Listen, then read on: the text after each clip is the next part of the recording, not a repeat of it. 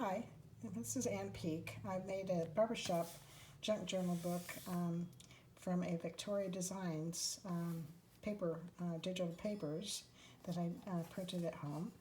And I did not realize when I made the book that my binding tape was going to cover part of the B, but we know it's a barbershop book. And my grandfather was a barber, so I made it in honor of him. And I'm going to give it to my aunt, his last remaining child, who is alive. And I have a picture in here, but I've added some brown paper. I thought it went well. But there's lots of spaces for my aunt to add in some of his paraphernalia. And this is a picture of my grandfather, Elmer Woodford. I just was able to put that. There was a little person in that picture on the Vectoria Designs, and I just added right into the covered and put his picture right over that. I did make it a little old, put a little inking on it. There's an old tiny looking sack, and I just cut it down and put a journaling card in there with a pro tab. And so we'll just walk through and see some of the pages. And this one was one I added. This one is right on the design. And when I say I added, they were all part of the Vectoria Design pages. Now, some of the pages, like this one and a couple others, were tall individual pages, and I had a program that I could merge the two and make a collage out of them, so they became, I could print them then on, 8.5 by 11 paper, so they would be perfect for the book. And this was just a three-hole pamphlet stitch that I did. And this one is, there was a corner pocket, so I made a tag, and I just made the tag out of a shipping label. And I happen to have gray velvet ribbon, so I thought that was kind of appropriate. Sometimes I don't have the ribbon that goes with it. See, that was one of those pages that was a standalone taller sheet, but I thought it made a great page for the book. So we'll just go through. Now, I made out of some of the leftover papers after doing some designing on here, or decorating on here. I had the leftover page, and I did do a little bit up here so I didn't see the white, but I made a place that you could put a comb. That's not my grandfather's comb, and I'm hoping that my aunt, who I'm going to gift this book to, will have his comb, or one of them. And there's one of the cards again. She could just take out those cards totally and just have his papers or something that she has in there. Now this is I made this as just a flap. It was in the DigiKit that came after the ephemera pieces. And she could put papers in there, and here's the brown paper. And let's get that apart. And then there's the last page on that first section. Here's the second section, and it's very similar. I just put things on the brown paper even, and the DigiKit.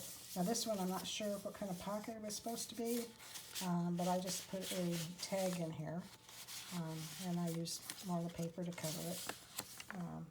And then this was part of the DigiKit papers. Here's another brown paper sack. Got these old car images. And I think my grandfather would have been a barber in the 50s. So this is probably earlier time than he was a barber, but I think it's interesting that that there is a book on barbershop. And these designs look like they're European. Any of the language is European type things, and pricing, so, and lira, I guess. Anyway, so it's just putting in, there was a mustache I cut out around it.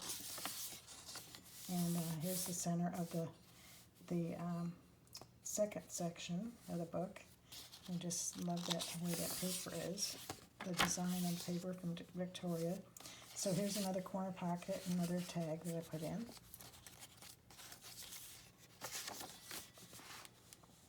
And see, there's just all sorts of spaces that she can write on, or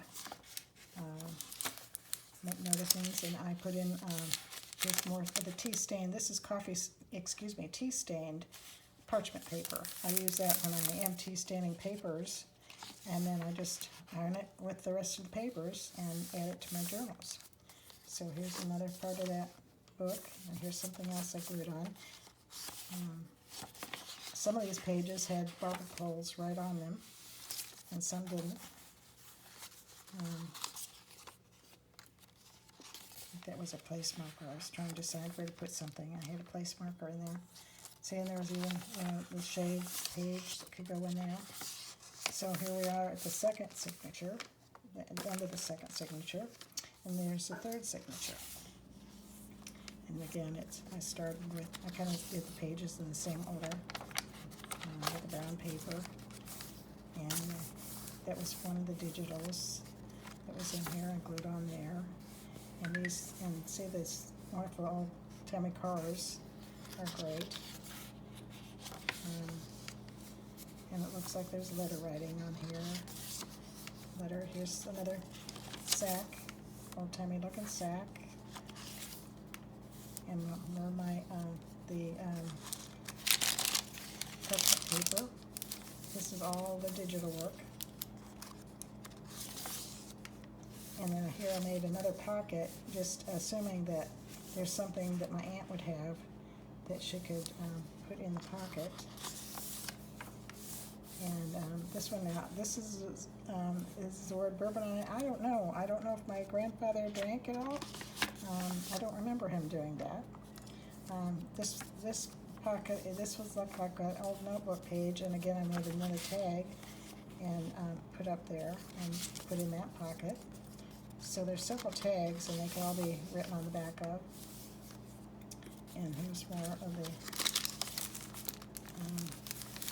parchment paper, and another paper, and back into here.